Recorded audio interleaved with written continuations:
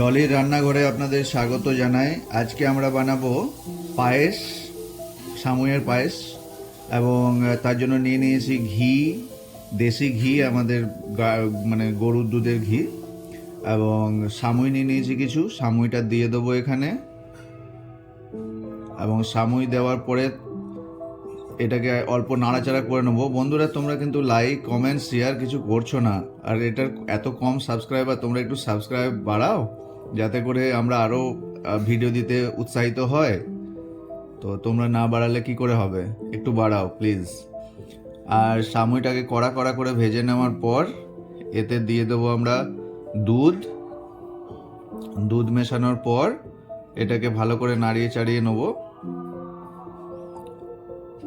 আমরা এক প্যাকেট, ছোট প্যাকেটের সামুই নেওয়ার পর যেটা রয়েছে আপনার 500 গ্রাম দুধ এখানে দিয়ে দিয়েছি, এবং কিছু এলাচ নিয়ে নেবো।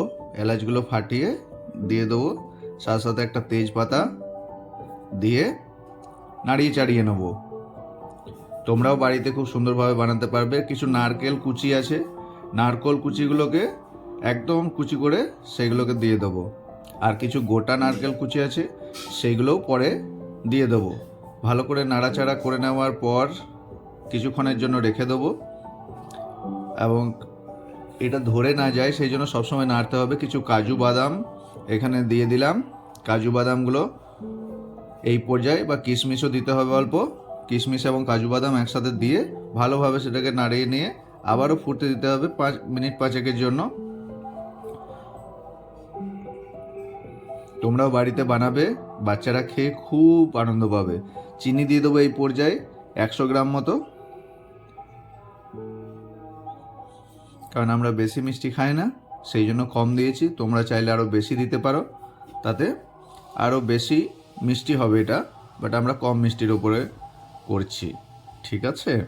তো তোমরা বাড়িতে অবশ্যই বানাবে। এই রেসিপিটা খুব খেতে ভালো লাগে, এবং লুচির সাথে।